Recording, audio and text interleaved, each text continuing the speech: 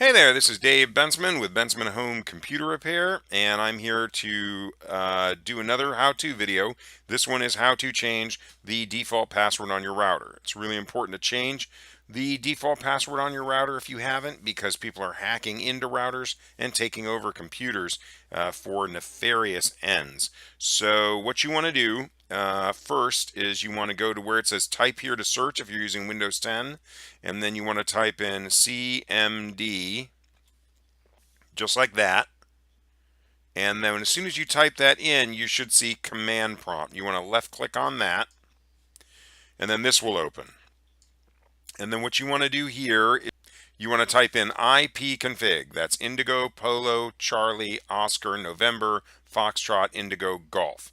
ipconfig. Just type that in and then hit the enter key on your keyboard and you get a bunch of gobbledygook. Well, the only thing you're really concerned about is this number that's right next to default gateway dot dot dot dot dot. This number right here. In my case, my default gateway is 192.168.1.1. So what I'm going to do is I'm going to open a browser and I'm going to type that in 192.168.1.1.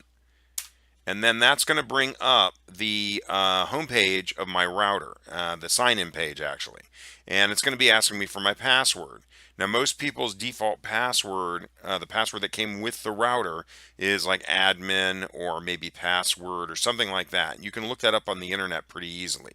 I have since changed my default password to something more secure. So I'm going to type that in right now.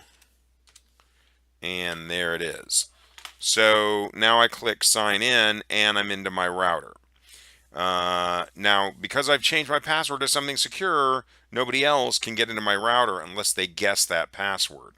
What you want to do once you're into your router's homepage is you want to figure out where you actually change the password. It's different on every router and every model.